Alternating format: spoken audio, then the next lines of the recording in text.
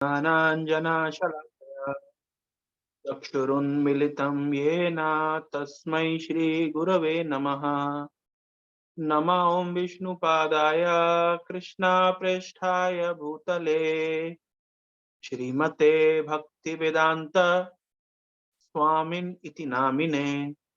नमस्ते सारस्वते देवे गौरवाणी प्रचारिणे निर्विशेष शून्यवादी पाश्चात्य देश तारिणे। जय श्री कृष्ण चैतन्य प्रभु नित्यानंद श्री अद्वैता गदाधर शिवासादि गौर भक्त वृंद। हरे कृष्णा कृष्ण कृष्ण हरे हरे, हरे राम राम राम हरे हरे। हरे कृष्णा। आज आप सभी का हार्दिक स्वागत है आज के इस सत्र में। तो आज तो बहुत सारे लोग नहीं आए हैं टाइमली। एनीवे, तो हम लोग शुरू करते हैं। तो आज हम लोग पिछले सत्र में श्लोक नंबर 39 देखे थे, है ना। तो मेरे पास एक बुक है, ये है सरेंडर ऑन टू मी। उल्टा दिख रहा होगा आप लोगों को। तो ये बेसिकली भूरिजन प्रभु, प्रभुपाद जी के एक डिसाइपल हैं, भूरिजन प्रभु। तो उन्होंने इस बुक को कंपाइल किया है। इसमें जो श्रीमद् भगवत गीता को समझने के लिए स्टेप बाय स्टेप पूरा सिस्टमेटिक एक्सप्लेनेशन है। प्रभुपाद जी के पर्पट्स का भी डीप एक्सप्लेनेशन दिया गया है। तो जनरली भक्ति शास्त्री के कोर्सेज में इस बुक को यूज किया जाता है। तो इसके 38 नंबर श्लोक को मैं पढ़ूंगा, तो ध्यान से पढ़िए, सुनिएगा, ये इंग्लिश में है। तो 38 नंबर श्लोक में भगवान कह रहे हैं, do thou fight for the sake of fighting without considering happiness और डिस्ट्रेस, गेन और लॉस, विक्ट्री और defeat, and by so doing you shall never incur sin. दुख दुखे समय कृत्वा लाभा लाभो जय जयो तथो युद्धा युजस्वम नैवम पापम अवाप्स्यसि। तो इसके कमेंट्री में भूरिजन प्रभु लिखते हैं, Arjun reasoned earlier that fighting the battle would cause him to suffer prolonged sinful reactions, but here Krishna explains that no sin will be incurred by one who executes his duty in the proper consciousness. Previously, in verses 11 to 30, to remove Arjun's arguments against fighting, Krishna presented Gyan, the difference between body and soul. Because Arjun and the other warriors are eternal souls, no one would die. Only the body, which unavoidably perishes, can be slain. After presenting those arguments, Krishna encouraged Arjun to fight on the basis of fruitive consideration karma, to gain pleasure and to avoid suffering. हमने सुना 11 number श्लोक से 30 number श्लोक तक भगवान ने अर्जुन के पहले तर्क का खंडन किया था। अर्जुन का पहला तर्क था कि मैं अपने रिलेटिव्स को मार दूंगा। तो कृष्ण का कोई मरेगा नहीं, क्योंकि सब आत्मा है और आत्मा की मृत्यु नहीं होती है, आत्मा का जन्म नहीं होता है। फिर उसके बाद में 31 नंबर श्लोक से ये 37 नंबर श्लोक तक कृष्ण ने कर्म का वर्णन किया। वो था ज्ञान, अब है कर्म। कर्म का अर्थ होता है यू शुड फाइट, आपको युद्ध करना चाहिए। क्यों? टू गेन प्लेजर, आनंद प्राप्त करने के लिए, और अवॉइड सफरिंग, सफरिंग को अवॉइड करने के लिए, कष्टों को अवॉइड करने के लिए। Now Krishna instructs Arjun to combine both ज्ञान and कर्म। देखिए 38 नंबर श्लोक में कृष्ण क्या कह रहे हैं, आप ज्ञान और कर्म को दोनों को मिला दो। इससे क्या बन जाएगा? वो बन जाएगा कर्म योग। कैसे? सुनिए। Arjun, now Krishna instructs Arjun to combine both ज्ञान and karma and to fight with detachment. Working in this consciousness is technically called निष्काम कर्म योग और बुद्धि योग। इसी को कहते हैं निष्काम कर्म योग या बुद्धि योग। काम, निष्काम, निष्काम और सकाम। सकाम मतलब फल की आकांक्षा से किया गया कार्य, लेकिन निष्काम मतलब बिना फल की आकांक्षा के साथ किया गया कार्य, एज ड्यूटी समझ के किया गया कार्य। तो इसके पहले नंबर श्लोकों में कृष्ण ने क्या कहा था, अगर तुम जीतोगे तो धरती का राज भोगोगे, और हारोगे तो स्वर्ग का राज भोगोगे, और नहीं युद्ध करोगे तो तुम्हारे रिलेटिव्स, फ्रेंड्स तुम्हारा उपहास करेंगे, तुम्हारी निंदा करेंगे, और एक क्षत्रिय के लिए निंदा मृत्यु से भी बदतर है। तो ये बात कृष्ण ने कही थी। और उसके पहले कृष्ण ने ज्ञान योग का वर्णन किया था, नहीं शरीर और आत्मा का, अब दोनों को मिलाने के लिए कह रहे हैं। इससे बनता है निष्काम कर्म योग, that is to fight with detachment. अपना कर्म करो, कर्तव्य करो, लेकिन अनासक्त होकर के। Detached work on the platform of knowledge, work तो करना है लेकिन विद नॉलेज, ज्ञान के साथ। जो बलदेव विद्याभूषण डिफाइंस बुद्धि योगा और निष्काम कर्म योगा इनकॉर्पोरेटिंग ज्ञान विद इन इटसेल्फ। ये डेफिनेशन कौन दे रहा है? ये बलदेव विद्याभूषण दे रहे हैं कि निष्काम कर्म योग में ज्ञान और कर्म का मिश्रण हो रहा है। वन कैन परफॉर्म निष्काम कर्म योग on one of the two levels depending upon advancement of one transcendental knowledge. अब ध्यान से सुनिए, बड़ी इंटरेस्टिंग बात आ रही है यहाँ पे, थोड़ा कुछ सीखने के लिए। आप देखिए बहुत सारे लोग भगवत गीता पढ़ते हैं लेकिन उनको तीसरे अध्याय का कर्मयोग और पांचवें अध्याय का कर्मयोग में अंतर नहीं पता चलता। दोनों अध्याय का नाम कर्मयोग है लेकिन अंतर नहीं पता चलता। निष्काम कर्मयोग भी दो प्रकार का है। क्या दो प्रकार है? सुनिए ध्यान से। निष्काम कर्मयोग can be performed on two levels, ये दो प्लेटफॉर्म पे होता है, depending on advancement of one's transcendental knowledge. एक व्यक्ति के आध्यात्मिक ज्ञान के परिपक्वता के अनुसार, उसका आध्यात्मिक ज्ञान कितना परिपक्व हुआ है उसके अनुसार उसका निष्काम कर्म योग भी दो प्रकार का होता है। कैसे? वन हु सिंपली हैज ज्ञान, knowledge that he is not this body, perform निष्काम कर्म, detach work. Such a person receives no reaction from his work because his knowledge has fostered his detachment from the work results. तो पहला निष्काम कर्म योग है, ये ज्ञान रखना कि मैं शरीर नहीं, मैं आत्मा हूं। जब इस चेतना में व्यक्ति कर्म करता है तो जानता है कि मैं कुछ भी हासिल करूंगा तो शरीर के साथ सब कुछ खत्म हो जाएगा, तो वो डिटैच होकर कर्म करता है, लेकिन डिटैच होकर के कर्म करता है। तो निष्काम कर्म योग का लोअर लेवल क्या है? ये ज्ञान रखना केवल कि मैं शरीर नहीं, मैं आत्मा हूं। लेकिन हायर लेवल क्या है? हायर लेवल है however one who has actual knowledge of Krishna possesses superior knowledge। आध्यात्मिक ज्ञान में दो प्रकार के होते हैं, एक मैं शरीर नहीं, मैं आत्मा हूं, ये ज्ञान, ये तो सबको होता है, ये सभी लोगों को, सभी परंपराओं में, सभी संप्रदायों में तो ये ज्ञान कॉमन है, हर जगह बोला जाता है। लेकिन इसके भी ऊपर सुपीरियर स्पिरिचुअल नॉलेज होती है, वो क्या है? नॉलेज ऑफ कृष्णा, कृष्ण का ज्ञान। और क्या ज्ञान? कि कृष्ण पूर्ण पुरुषोत्तम भगवान है, मैं उनका अंश हूं, तो अंश होने के नाते मुझे कर्म करना है, लेकिन किसके लिए करना है? कृष्ण की संतुष्टि के लिए कर्म करना है। इसको कहते हैं भक्ति योग। तो ये हो गया कर्म योग। तो कर रहा है व्यक्ति, डिटैचमेंट के साथ कर्म कर रहा है, लेकिन पहले केवल जानता था मैं शरीर में आत्मा हूं, लेकिन फल अर्पित किसको करना है उसको नहीं पता था। दूसरे स्तर में वो पता चल गया उसको कि मैं कृष्ण का अंश हूं, मैं कृष्ण का दास हूं और मुझे कृष्ण की संतुष्टि के लिए कार्य करना है। तो ये हो गया हायर लेवल ऑफ कर्म योग। अब देखिए प्रभुपाद जी ने पहले वाले कर्म योग को पर इतना बल नहीं दिया है, प्रभुपाद जी के सारे पर्पट्स में सीधे दूसरा वाला आ गया। तो इसलिए कभी कभी लोग जब नहीं समझ पाते हैं तो प्रभुपाद जी के तात्पर्यों के ऊपर आक्षेप करते हैं, हमने सुना था पिछले सत्र में। However, one who has actual knowledge of Krishna possesses superior knowledge. He not only knows his spiritual identity beyond this body, but he also knows that he is Krishna's eternal servant.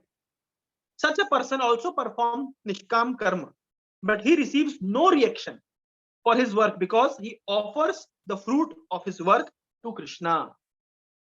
दो प्रकार के निष्काम कर्म योग है। आगे लिखते हैं, बोथ निष्काम कर्म योगी are free from reaction because they practice detachment in knowledge, but the niskam karma yogi who aspire for Krishna's loving service is far superior. तो दोनों ही निष्काम कर्म योगी परफेक्शन को प्राप्त करते हैं, दोनों ही निष्काम कर्म योगी रिएक्शन से मुक्त हो जाते हैं, लेकिन जो ये जानता है कि मैं कृष्ण का अंश हूं, कृष्ण का दास हूं और कृष्ण की संतुष्टि के लिए मुझे कार्य करना है, उस प्रकार का निष्काम कर्म योगी श्रेष्ठ है। He may not yet be on the level of transcendental devotional service, but his activities will one day lead him to Krishna's lotus feet. हो सकता है कि शुरू में वो भक्त ना हो, केवल उसको इतना ज्ञान है कि मैं कृष्ण का अंश हूं, that's all, लेकिन इसी चेतना में वो कर्म करता रहेगा तो एक दिन क्या होगा? एक दिन वो कृष्ण के चरण कमलों को प्राप्त कर लेगा। The निष्काम कर्म योगी who knows only that he is not his body may desire for Brahmavad liberation, gradually attaining mukti, or his transcendental knowledge increases because he associates with Vaishnavas may he elevate his desire and attain Krishna service। तो अब बोल रहे हैं कि जो पहला वाला निष्काम कर्म योगी है, जो केवल इतना जानता है कि मैं शरीर में आत्मा हूं और उसका लक्ष्य है मुझे मुक्त होना है जन्म मृत्यु के चक्र से, तो वो मैक्सिमम क्या एस्पायर करता है, वो ब्रह्मवाद या वो ब्रह्म लिबरेशन, मुक्ति की कामना करता है। लेकिन अगर उसका भविष्य भाग्य बहुत अच्छा है, वो वैष्णवों का संग करता है, तो उसको पता चलता है कि वास्तविक जीवन का लक्ष्य है कृष्ण के दास के रूप में अपने आप को प्रस्तुत करना। तो दोनों ही निष्काम कर्मयोगी कर्म के फलों से मुक्त है, लेकिन बेटर कौन सा निष्काम कर्मयोगी है, जो ये जानता है कि मैं कृष्ण का अंश हूं, कृष्ण का दास हूं और मुझे कृष्ण को फल अर्पित करना है। तो ये एक इंपॉर्टेंट लेसन यहाँ पे हमने सीखा। नेक्स्ट श्लोक में हमने सुना था कि कृष्ण कह रहे हैं कि इस तरह कर्म करो कि इससे फलों के बंधन ना हो। बुद्धिया युक्त या पार्थ कर्म बंधन प्रहास्यसि। इस प्रकार कर्म किया जाए कि इससे कर्म का बंधन ना हो, फलों का बंधन ना हो, कर्मों की श्रृंखला से हम मुक्त हो जाएं। अब आप देखिए, मैंने पहले भी बताया था, फिर से मैं रिवाइज करा देता हूं कि भगवान ने पहले आत्मा का विज्ञान बताया और आत्मा बताने के बाद में कर्म योग में क्यों आया, क्योंकि आत्मा हमेशा एक्टिव होती है। जो आत्मा एक्टिव होती है उसको कुछ ना कुछ कर्म करना पड़ेगा, लेकिन अपने कर्मों के अनुसार उसको फल मिलेंगे। फलों को भोगने के लिए उसको फिर से आना पड़ेगा, फिर उसको कर्म करना पड़ेगा, फल भोगने पड़ेंगे, फिर नेक्स्ट फलों को भोगने के लिए फिर आना पड़ेगा, फिर कर्मों की सृष्टि करेगा। इसका श्रृंखला चेन चलती रहेगी। तो किस तरीके से कर्म किया जाए कि वो श्रृंखला बंद हो जाए, उसको कहते हैं कर्म योग। इस विषय में हमने पिछले सप्ताह में सुना था। तो इस कर्म योग को अगर हम ज्ञान के साथ में करेंगे तो कर्म के फलों से मुक्त हो जाएंगे। लेकिन ये ज्ञान भी दो प्रकार का है। एक प्रकार है कि मैं शरीर में आत्मा हूं, मेरे संसार के साथ कोई संबंध नहीं है। लेकिन एक और ज्ञान है कि मेरा कृष्ण के साथ संबंध है। ये दो स्तर है। मेरा इस संसार के साथ कोई संबंध नहीं है, मैं शरीर नहीं, मैं आत्मा हूं। ये एक लेवल का ज्ञान है। लेकिन दूसरा लेवल का ज्ञान है कि मेरा कृष्ण के साथ संबंध है और कृष्ण के हेतु मुझे कार्य करना है। भगवत गीता पहले वाले कर्मयोग से शुरू करी और लास्ट में कृष्ण ने सब कुछ बोले, सर्वधर्मान परित्यज्य माम एकम शरणम व्रज। देखिए, इसको कहते हैं योगा लैडर। योग का मार्ग एक लैडर की तरह है। लैडर मतलब एक सीढ़ी की तरह है। सीढ़ी की तरह कि पहले भगवान ने तो सबसे पहले तो निष्काम कर्म जो बताया लोअर लेवल का कि तुम शरीर में, तुम आत्मा हो, तुम डिटैचमेंट के साथ कर्म करो, अटैच मत हो, फलों से भी अटैच मत हो। क्यों? क्योंकि ये फल नित्य तुम्हारे पास रहेंगे नहीं। तो व्यक्ति इस चेतना के साथ कर्म कर सकता है, लेकिन उसका अगर भाग्य उदित हो गया, वो वैष्णव के संग में आता है, तो समझ जाता है कि मैं वास्तव में आत्मा हूं, शरीर नहीं हूं। लेकिन वास्तव में आत्मा है क्या? मैं कृष्ण का अंश हूं और कृष्ण के निमित्त मुझे कार्य करना है। इसी को भागवतम में अन्य शास्त्रों में कहा गया दास्य जोगम। नारद मुनि को जब प्रहलाद महाराज जब भगवान नरसिंह देव के सामने प्रार्थना करते हैं, तो एक प्रार्थना में कहते हैं वद में तब दास्य जोगम। हे भगवान, आप मुझे आपका दास्य जोग कहिए। यानी कौन? भक्ति जोग को ही बुद्धि जोग कहा जाता है, इसी को कर्म जोग कहा जाता है जब वो कर्म कृष्ण को समर्पित किए जाते हैं, और इसी को टेक्निकली कहा जाता है दास्य जोगम, भगवान के दास के रूप में अपने आप को जान। अहम हरेर्तव पादेक मूला दासानुदास भवितास्मि भूया मना स्मरता शुपतेर्गुणांस्ते गृणीत वाक कर्म करो तुकाया। तो क्या बोल रहे हैं श्लोक में? ये वृत्तासुर के द्वारा की गई प्रार्थना है। वृत्तासुर, तो जब इंद्र और वृत्तासुर का युद्ध हो रहा है, तो वृत्तासुर इंद्र कह रहे हैं मारो मुझे, मारो। क्यों मारो? क्योंकि अगर तुम मुझे मारोगे तो मैं सीधे भगवान के धाम में वापस जाऊं। तो अंतिम समय में ये चार प्रार्थनाएं कह रहे हैं। श्रीधर स्वामी कहते हैं श्रीमद् भागवतम क्या है? श्रीधर स्वामी कहते हैं भागवतम वो है, भागवतम वो ग्रंथ है जिसके अंदर वृत्तासुर की प्रार्थना है। श्रीधर स्वामी ने इतनी बड़ी डेफिनेशन दे दी है कि भागवतम क्या है? भागवतम है वो ग्रंथ जिसके अंदर वृत्तासुर की प्रार्थना है। इतना महत्वपूर्ण भी प्रार्थना है। 4 श्लोकों में ये प्रार्थना करते थे। पहले श्लोक में कहते हैं अहम हरेर्तव पादेक मूला दासानुदास भवितास्मि भूया। अहम हरेर्तव पादेक मूला। हे भगवान, वो दिन कब आएगा? हाँ, दासानुदास भवितास्मि भूया, आपके चरण कमल के दासों का दास बनने का अवसर मुझे प्राप्त होगा। वो दिन कब आएगा? हम हरेर्तव पादेक मूला। हे हरि, आपके चरण कमल के दासों का दास बनने का अवसर मुझे कब प्राप्त होगा? दासानुदास भवितास भूय, मैं कब फिर से उस दासत्व को प्राप्त करूंगा? हम वास्तव में कृष्ण के दास हैं, लेकिन अज्ञानता के कारण या माया के एल्योरमेंट अट्रैक्शन के कारण या इंद्र तृप्ति की आकांक्षाओं के कारण somehow or other, है ना, we have fallen into this ocean of material existence. हम somehow or other पतितम माम विश्व भवाम बुधौ, इस भव अम्बुदी में हम पतित गिर गए हैं। कैसे गिरे हैं, कब गिरे हैं, क्यों गिरे हैं, कारण नहीं पता। कभी कभी लोग प्रश्न पूछते हैं, प्रभु जी हम कैसे गिरे, कब गिरे? तो ये प्रश्न इस प्रश्न का उत्तर देने के लिए शास्त्र मौन हो जाते हैं। हम कब गिरे, कैसे गिरे, क्यों गिरे, कहां से गिरे, पता नहीं, पर हाँ गिरे हुए हैं ये पता है। पतितम हम विश्व में भवाम बुधौ, हम भव अम्बुदी में गिरे हुए हैं। तो क्या चाहते हैं हम कि भगवान कब वो समय आएगा कि मैं वापस से आपके चरण कमल का दास बन जाऊंगा, और आपके चरणों का दास नहीं, दासानुदास भवितासु भूय, दासों का दास। इस तरह प्रार्थना करें, मना स्मरिताशु पतेर गुणां से, हे पते, हे भगवान, हे स्वामी, आपके गुणों का कब मैं मन में स्मरण करूंगा, गृणीत वाक, और कब अपनी वाणी से आपकी गुणगान करूंगा, कर्म करो तू काया, और कब अपने शरीर से आपके लिए सेवा करूंगा, वो कब वो समय आएगा? वास्तव में जीव का वास्तविक ऐश्वर्य यही है कि वो कृष्ण का दास है, वो कृष्ण का अंश है, वो कृष्ण का सेवक है। ये सबसे बड़ा उसका आइडेंटिटी है। लेकिन दुर्भाग्य से हम सब इस आइडेंटिटी को भूल गए। हम सेवा तो कर रहे हैं, लेकिन हाँ, गोविंदास जी कहते हैं एक गीत में, भजहू रे मन श्री नंद नंदन अभय चरणार बिंदरे। उस गीत में बोलते हैं कि क्या लाइन है वो कि विफले से बिनु कृपण दुर्जन चपल सुख लब लागी। हम विफले सेविनु कृपण दुर्जन, हम दुर्जन लोगों का सेवा करके, और दुर्जन भी कैसे दुर्जन है, एक तो दुर्जन है, ऊपर से कृपण है, कंजूस लोगों की सेवा कर करके, है ना, हम लोग सब कुछ गवा दिए हैं। बोल क्यों सेवा करते हैं हम कंजूस लोगों की, क्यों सेवा करते हैं हम दुर्जनों की? यहाँ पे पारिवारिक सगे संबंधियों को कृपण दुर्जन कहा गया इस गीत में, कृपण दुर्जन। एक तो एक तो हम ऑफिस में जिसकी नौकरी करते हैं वो कृपण दुर्जन है, घर में जिसकी सेवा करते हैं वो कृपण दुर्जन है समाज में जिसकी सेवा करते हैं वो कृपण दुर्जन है। कृपण क्यों, दुर्जन क्यों? देखिए गांधी जी का जीवन, गांधी जी ने समाज के लिए जीवन दिया, समाज ने उनको क्या दिया? गांधी जी ने समाज के लिए जीवन दे दिया, लेकिन समाज ने उनको क्या दिया? लास्ट में गोली दी।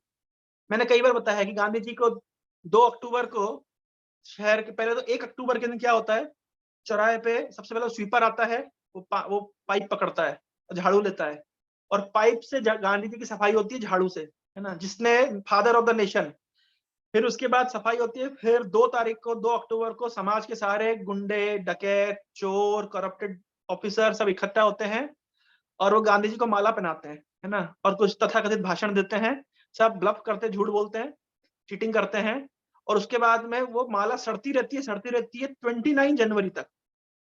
फिर 29 जनवरी को दूसरा स्वीपर आता है, वो माला उतारता है, फिर पाइप लेता है, बापूजी की धुलाई करता है झाड़ू से, और इस दौरान जो कौवे होते हैं वो गांधी जी का अभिषेक करते रहते हैं फिर 30 जनवरी को फिर समाज के जितने डकैत, गुंडे, करप्टेड ऑफिसर सब इकट्ठा होते हैं, फिर गांधी जी को पुष्पांजलि करते हैं, माला पहनाते हैं, वो माला सड़ती रहती है 1 अक्टूबर तक। तो कृपण दुर्जन जीवन दिया। मैं बार बार कहता हूं जीवन देना पड़ेगा, किसी न किसी को देना ही पड़ेगा। तो किसको दिया जाए? जिसको दिया जाए जिसके साथ जो रेसिप्रोकेट करे। कृष्ण रेसिप्रोकेट करते हैं। हाँ, कृष्ण गारंटी देते हैं। कृष्ण तो यहाँ तक गोपियों को बोल दिए कि मैं तुमसे रेसिप्रोकेट नहीं कर सकता, मैं तुम्हारा इतना ऋण है मेरे सिर पे, मैं कभी चुका नहीं सकता। सुदामा क्या बोला? सुदामा को भगवान कृष्ण ने क्या कहा कि देखो, भगवान गीता में कह रहे, हाँ, कि ये जथामाम प्रपद्यन्ते ताहं तथैव भजामि हम, जो मेरे पास जिस भाव से आता है मैं उसको उसके अनुसार पुरस्कृत करता हूँ, उसके अनुरूप उसके साथ व्यवहार करता हूँ। सुदामा के साथ भगवान क्या व्यवहार करेंगे कि सुदामा ने जब भगवान को गिफ्ट दिया, क्या गिफ्ट दिया? पोहा। वो भी कहां से लाए थे? पड़ोसी से मांग के लाए थे, उनकी संपत्ति नहीं थी। तो पड़ोसी से पोहा मांग के लाए, उसको कपड़े, फटे हुए कपड़े में लेकर कृष्ण को ऑफर कर दिया। अब कृष्ण को क्या रेसिप्रोकेट करना चाहिए भाई? सुदामा खुद की वस्तु देते तो कृष्ण खुद की वस्तु देते। ये सुदामा के पास तो कुछ भी खुद का नहीं था, दूसरे से मांग करके लाए और कृष्ण को दिए। अब कृष्ण सोच रहे हैं मैं कैसे रेसिप्रोकेट करूंगा सुदामा के साथ, क्योंकि सब कुछ मेरा है। ईशावास्यमिदं सर्वम यत् किंच जगत्याम, इस जगत में हम जो कुछ देखते हैं वो कृष्ण की संपत्ति है। तो अब सब कुछ कृष्ण का है, तो कृष्ण किससे लेकर के सुदामा को देंगे? आइडियली कृष्ण रेसिप्रोकेट कैसे करेंगे सुदामा के साथ? जो कृष्ण का नहीं है वो सुदामा को देना चाहिए, क्योंकि सुदामा ने वो कृष्ण को दिया जो उसका नहीं था। लेकिन कृष्ण हार गए। इस तरह गोपियों के साथ आदान प्रदान में हार गए। तो भगवान इस तरीके से जो अपने भक्तों से हार जाते हैं, ये है भगवान का वास्तविक रस, वास्तविक आनंद। इसलिए भगवान भक्त वत्सल है। जब भक्तों से हार जाते हैं तब उनको मजा लगता है कि हाँ, अब यह है परफेक्ट रेसिप्रोकेशन। तो हमको जीवन देना है, हमें सेवा करनी है, लेकिन किसकी सेवा करें? उसकी सेवा करनी चाहिए जिसके साथ हम परफेक्टली रेसिप्रोकेट जो हमारे साथ करे, वो केवल एकमात्र कृष्ण है, और किसी की क्षमता नहीं है हमेशा रेसिप्रोकेट करने की। तो इसलिए शास्त्रों में ये जो बात चल रही निष्काम कर्म योग, कि कर्म योग तो है, कर्म करना है, इसको फलों से अटैच नहीं होना है, पर देना किसको है? तो भगवत गीता में अब देखिए, लोग बोलते हैं, कभी कभी तथाकथित साधु बोलते हैं कि फलों से अनासक्त रहो, ठीक है, पर फल आएंगे तो दोगे किसको? फल रखोगे तो आसक्ति भी होगी। तो कृष्ण क्लियर कर रहे हैं भगवत गीता में, नहीं, लोअर लेवल है अनासक्त हो, लेकिन हायर लेवल है मुझको दो। वैराग्य का अर्थ क्या होता है? ये शब्द कई बार आता है, वैराग्य। चैतन्य महाप्रभु वैराग्य सिखाने के लिए आए, वैराग्य विद्या निज भक्ति जोगम शिक्षार्थमेकम पुरुषम पुराणम श्री कृष्ण चैतन्य शरीरधारी कृपाम्बुदस्यम तमहम प्रपद्ये। तो चैतन्य महाप्रभु वैराग्य सिखाने के लिए, विरक्ति, डिटैचमेंट। तो वैराग्य की परिभाषा देते हुए कहते हैं, दो परिभाषा है, राग ना हो वही राग, नो अटैचमेंट। लेकिन दूसरी परिभाषा है वही राग, विशिष्ट राग, किसी से विशिष्ट राग हो जाए।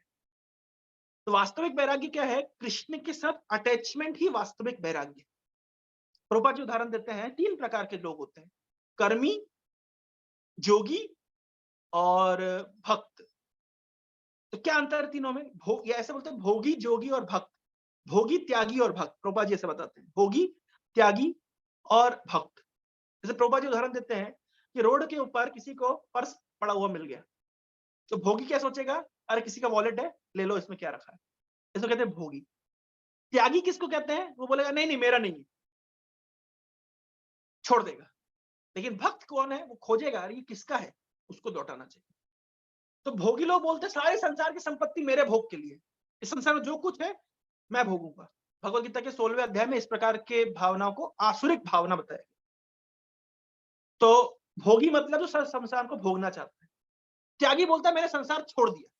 इसका बहुत घमंड होता है त्यागियों को कि हमने संसार छोड़ दिया। प्रभुपाद जी कहते हैं, कोई रिजर्व बैंक के सामने जाकर के चिल्लाए मैंने सब कुछ त्याग दिया, मैंने सब कुछ त्याग दिया, लोग क्या बोलेंगे? पागल है। क्यों? क्योंकि रिजर्व बैंक के अंदर उसकी कोई संपत्ति नहीं है। त्याग किसको कहते हैं? जब हमारी कोई संपत्ति हो, उसको हम छोड़े, उसको कहते हैं त्याग। सब कुछ कृष्ण का है, तो फिर त्याग कैसा? तो त्यागियों का फिलॉसफी भी ठीक नहीं है और भोगियों का फिलॉसफी ठीक नहीं है। भक्तों का फिलॉसफी है सब कुछ कृष्ण का है, इसलिए सब कुछ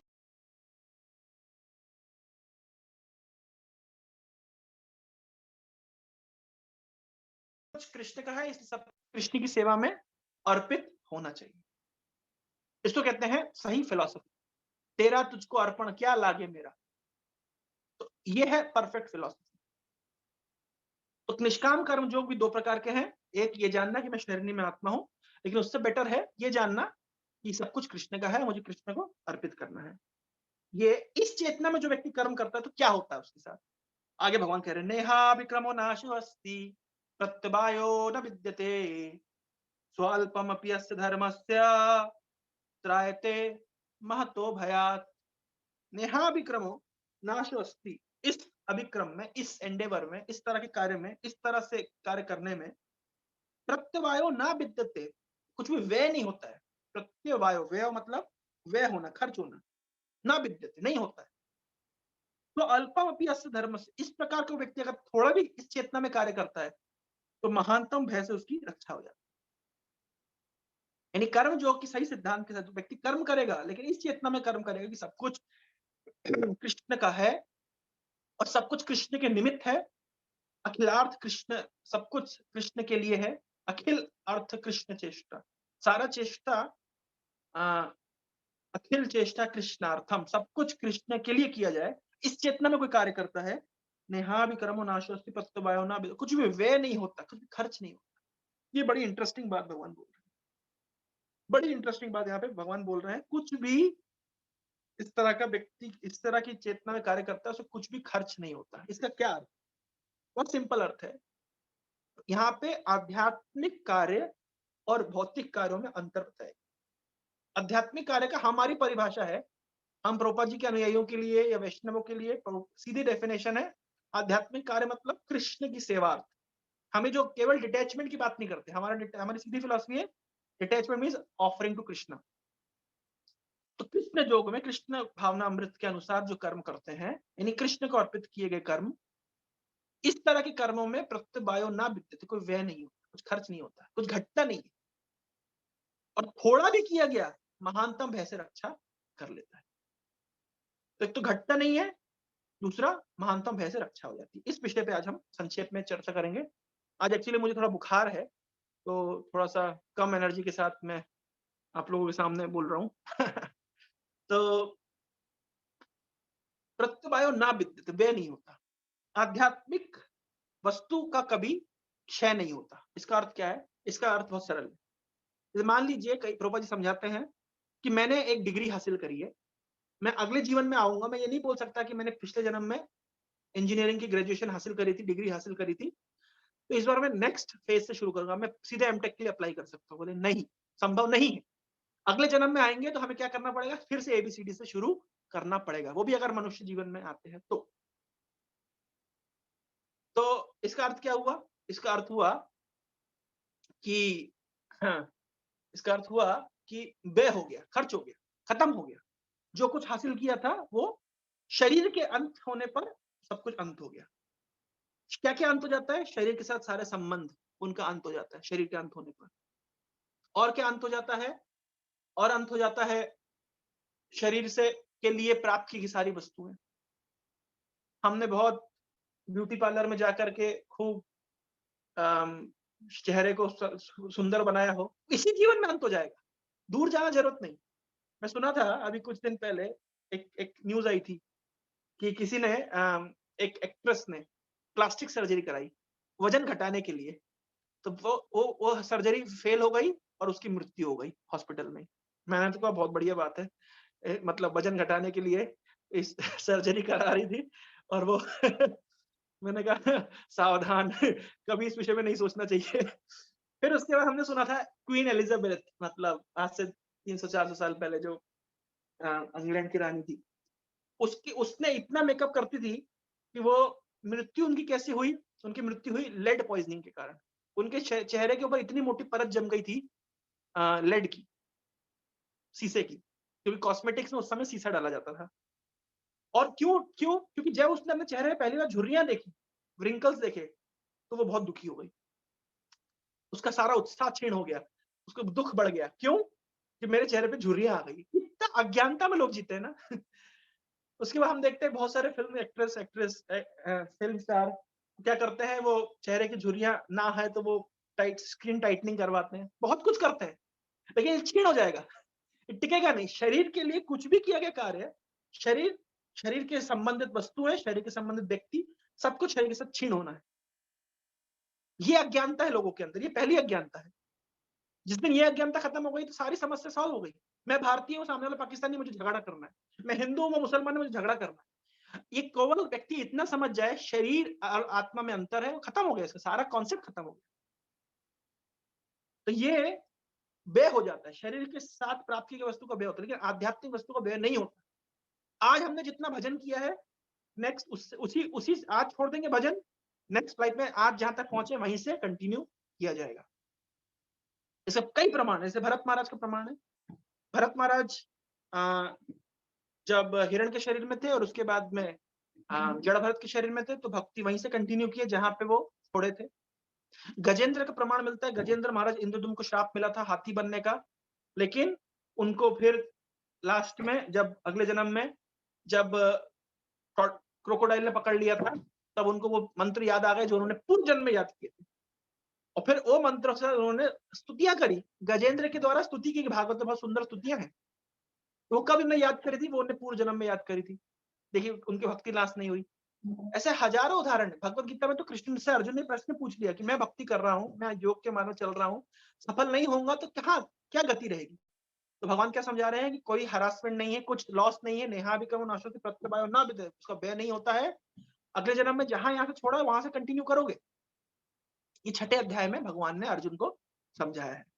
तो मेटेरियल एक्टिविटी और स्पिरिचुअल एक्टिविटी में ये अंतर है कि मेटेरियल एक्टिविटी क्षय हो जाती है, स्पिरिचुअल एक्टिविटी का क्षय नहीं होता, प्रत्यवायो व्यय नहीं होता।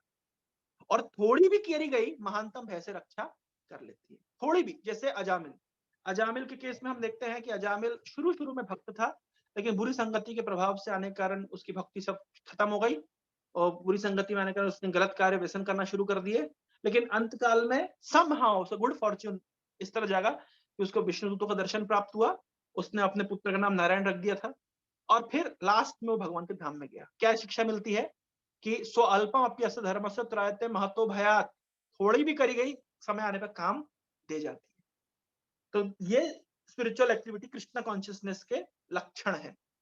ऐसे बहुत सारे उदाहरण हम देखते हैं कि प्रभुपाद जी के आंदोलन में बहुत भक्तों ने योगदान दिया, लेकिन समय के फेर के अनुसार बहुत लोग इस्कॉन मूवमेंट छोड़ करके चले गए।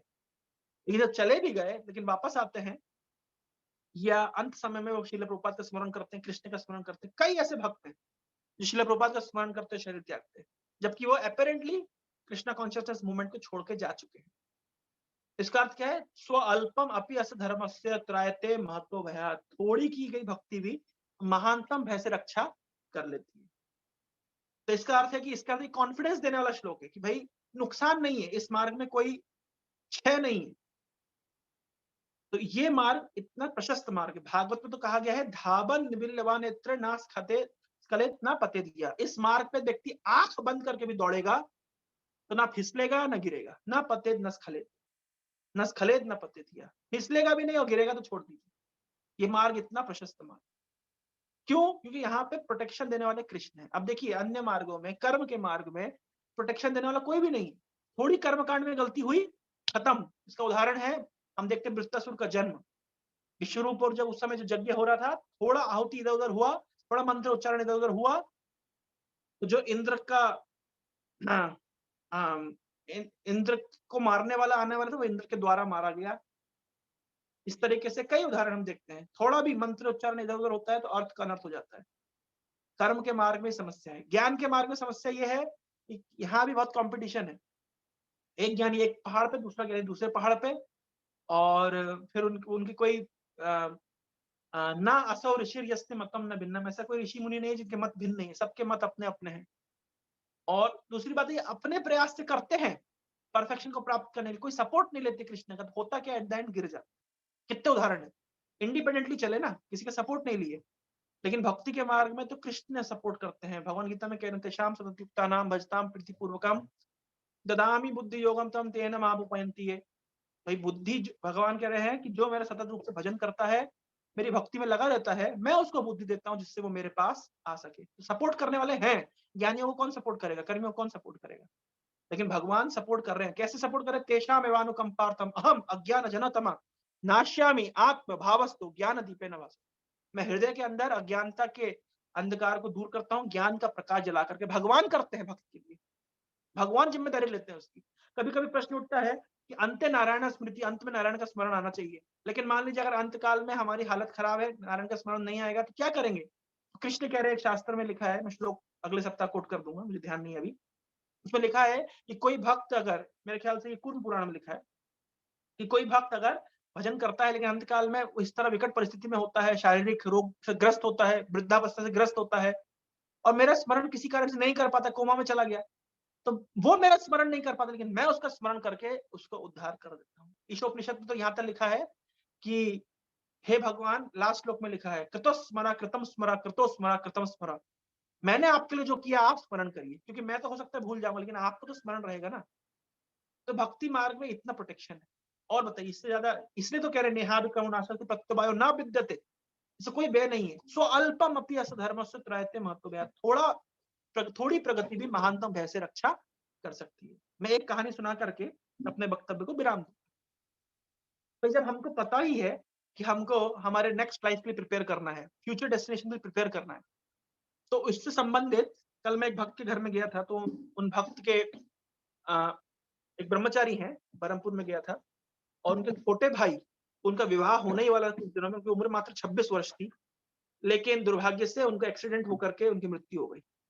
वो 2 पुत्र थे, एक बड़ा बच्चा ब्रह्मचारी था, छोटा बच्चा विवाह करने ही वाला था, वो डॉक्टर थे और होम्योपैथिक डॉक्टर, और वो किसी कारण से एक्सीडेंट हो गया और उनकी मृत्यु हो गई। तो कभी-कभी प्रश्न उठता है कि भक्तों के जीवन में इतना भयंकर कष्ट क्यों आता है? वो तो बड़ा भाई भक्ति कर रहा है, ब्रह्मचारी है, और ये डिसाइड हुआ था कि छोटा भाई परिवार का पालन-पोषण करेगा, लेकिन अचानक से इस तरह हो गया। तो मेरी प्रभु से बात हो रही थी, मैंने उनको बताया, देखिए भागवत में तो लिखा है, शास्त्र कहता है, सीधे-सीधे सिद्धांत है, भक्त के जीवन में कष्ट आता है, एक ही सिद्धांत है। क्यों आता है? प्रेम भक्ति विवर्धनार्थम। अगर भक्त के जीवन में कष्ट आ रहा है, किसी भी प्रकार, शारीरिक, मानसिक, आर्थिक, सामाजिक, किसी प्रकार का कष्ट आता है, उसका एक ही कारण है। ये विश्वनाथ चक्रवर्ती ठाकुर कहते हैं, प्रेम भक्ति विवर्धनार्थम, केवल भक्त की भक्ति को बढ़ाने के लिए, केवल। क्यों? त्वया विगुप्ता विचरन्ति निर्भय, क्योंकि भगवान की भुजाओं के द्वारा भक्त प्रोटेक्टेड है हमेशा। तो जो तथाकथित हम देखते हैं कि भक्त के जीवन में कष्ट आया है, वो केवल एक ही कारण से आता है, उसकी भक्ति बढ़ाने के लिए। इसका प्रमाण दिया गया श्रीमद् भागवतम में, जो श्लोक आता है गर्भ स्तुति में, कि पतंती अधा अनादरया युष्मत् अंग्रया, उसमें कहा गया है, ये अन्य अरविंदाक्ष विमुक्त मानिनस त्वयि असद भावात अविशुद्ध बुद्धया आरूहा कृच्छेन परम पदम ततः पतंती अधा अनादरयात युष्मत् अंग्रया। जो ज्ञानी योगी होते हैं, कर्मी होते हैं, तो भगवान को छोड़ करके ये परफेक्शन की ओर भागते हैं। लेकिन ये तथाकथित लोग अगर परफेक्ट हो भी जाए, तो आरूहा कृच्छेन परम पदम, ये ऊपर चढ़ भी जाए तो पतंती अधा, नीचे गिर जाते हैं। क्यों? अनादरयात युष्मत् अंग्रया, भगवान क्योंकि आपके चरणों का अनादर करते हैं, आपकी सत्ता को स्वीकार नहीं करते। लेकिन इसके विपरीत, तथा नते माधव तावका क्वचित भर्षन्ति मार्गा त्वयि सौहृद बद्ध सौहृदा। लेकिन इसके अलावा, कि अगर भक्त है, त्वयि बद्ध सौहृदा, जिनके हृदय आपसे कनेक्टेड है, तथा नते माधव, उनका पतन इनके जैसा नहीं होता। होता है कभी कभी भक्तों का भी पतन होता है, लेकिन इनके जैसा नहीं होता। क्यों इनके जैसा नहीं होता? क्योंकि त्वया विगुप्ता विचरन्ति निर्भय, आपके हाथों से ये प्रोटेक्टेड है, आपने अपनी भुजाओं से इनको सुरक्षा प्रदान करी है। ज्ञानी जोगी कर्मियों को कृष्ण ने सुरक्षा प्रदान नहीं करी, क्योंकि वो कृष्ण से सुरक्षा नहीं चाहते हैं। वो तो कृष्ण को बाईपास करके परफेक्ट होना चाहते हैं, वो तो खुद भगवान बनना चाहते हैं। तो उनको क्या कृष्ण प्रोटेक्शन देंगे? लेकिन भक्त कृष्ण का शरणागत होता है, कृष्ण प्रोटेक्शन देते हैं। तो अगर भक्त के जीवन में इस प्रकार तथा, और वो भक्त इतना, जब शरीर त्याग रहा था तो वो बोल के, हे कृष्ण मेरी रक्षा करो, हे कृष्ण मेरी रक्षा करो, इस प्रकार बोल के उन्होंने शरीर त्याग किया। तो घर में परिवार वालों ने जो भक्ति करी, उसका फल उस भक्त को मिल गया। वो प्रॉपर डिवोटी नहीं थे मतलब इतना डेडिकेटेड नहीं थे, लेकिन अंतकाल में हे कृष्ण मेरी रक्षा करो, इस प्रकार बोल के उन्होंने शरीर त्याग किया। तो बताइए, इससे बड़ी बात क्या हुई? कृष्ण कैसे प्रोटेक्शन देते? कृष्ण प्रोटेक्शन देते, यही श्लोक का मर्म है। नेहा विक्रमो नाशोस्ति प्रत्ययो न विद्यते, इस पार में कोई हानि नहीं। कल एक भक्त वहां पे कथा सुना रहे थे, बता रहे थे, बहुत अच्छी बात बताए, कि जैसे एक बार एक व्यक्ति था, एक राजा, एक व्यक्ति था, वो गांव में रहता था, तो वो एक राज में गया। तो जिस दिन वो राज में पहुंचा, तो उस दिन कुछ मंत्री उस राज्य के लिए नया राजा खोज रहे थे। तो मंत्रियों ने इस बच्चे को देखा, इस व्यक्ति को देखा, और इसके शरीर में राजा के सारे लक्षण देखे, तो उसके सिर पर राज मुकुट रख दिया और उसको राजा बना दिया। लेकिन एक शर्त थी कि जो व्यक्ति राजा बनेगा वो 5 साल के लिए राजा रहेगा, लेकिन छठे साल में उसको नदी पार करके, नदी के उस पार जंगल में जाना पड़ेगा, जिस जंगल में बहुत सारे जंगली जानवर रहते हैं, पशु रहते हैं, हिंसक प्राणी रहते हैं, और नदी में बहुत सारे कुंभी, बहुत सारे क्रोकोडाइल्स रहते हैं। तो ये विचार किया कि मैं राजा बना हूं, और अभी से मुझसे पहले कितने राजा बने हैं, लेकिन सब लोग 5 साल राजभोग किए, लेकिन राजभोग करने के बाद में वो अल्टीमेटली जंगल में चले जाते हैं, और जंगल में हिंसक पशु उनकी हत्या करके उनको मार देते हैं। तो अब प्रश्न उठता है कि मुझे क्या करना चाहिए? तो ये बहुत बुद्धिमान व्यक्ति था, इसने सोचा कि मैं क्यों राज शासन का भोग करूं, बेटर है कि मैं एक ब्रिज बनवाता हूं, इस पार से उस पार, और क्या करता हूं, और उस जंगल की सफाई करता हूं, सारे हिंसक प्राणियों को एक जू बनाकर रख दूंगा, और इस महल से भी बड़ा महल मैं वहां पे बनाऊंगा। तब जब 5 साल हो जाएगा, जब मैं रिटायर हो जाऊंगा, तो क्या होगा? तो मुझे ये घर छोड़ना पड़ेगा, ये महल छोड़ना पड़ेगा, तो मैं नदी पार करके जाऊँगा और उस घर में रह जाऊँगा। तो बताइए, बाकी लोग क्या करते थे? बाकी लोग संसार में आए, संसार भोगे और चले। जानते हैं कि अंत में मृत्यु आएगी, अंत में नरक जाना पड़ेगा, लेकिन उनका पूरा फोकस होता है संसार भोगने में। लेकिन बुद्धिमान व्यक्ति क्या करता है? बुद्धिमान सोचता है संसार तो भोग लेंगे, लेकिन चलो अगले जीवन की थोड़ा तैयारी तो कर लें। ये है कृष्ण कॉन्शियस व्यक्ति, भक्त इस प्रकार सोचता है कि एक भक्त का जीवन, ये जीवन भी आनंदमय होता है और भविष्य भी उसका आनंदमय होता है। ये बुद्धिमान व्यक्ति के लक्षण है, सुमेधसा। तो भक्त इस जीवन को भी बहुत परफेक्टली जी लेता है और अगले जीवन के लिए भी अपना राजप्रसाद वहां पर तैयार करके रखता है। तो इसी प्रकार से हमें भी करना चाहिए, है ना? इस मार्ग में कोई हानि नहीं है, कोई लॉस नहीं है, थोड़ी प्रगति भी महानतम भय से रक्षा कर सकती। थोड़ा ध्यान देंगे तो नदी को क्रॉस करके जाएंगे, जब भवसागर पार करके जाएंगे तो वहां पे बढ़िया राजमहल हमारे लिए तैयार होगा। तो इसलिए केवल इस संसार के राज को भोगने के लिए हमको बहुत ज्यादा आ, वो आतुर नहीं होना चाहिए, वो तो मिल ही जाएगा। साथ साथ अगले जीवन के लिए हमको तैयारी कर लेनी चाहिए। हरे कृष्णा कृष्ण कृष्ण हरे हरे, हरे राम राम राम हरे हरे। बहुत बहुत धन्यवाद, आप लोगों ने समय दिया। किसी के मन में कोई जिज्ञासा हो, कुछ क्वेरी हो, कुछ प्रश्न हो, तो आप पूछ सकते हैं।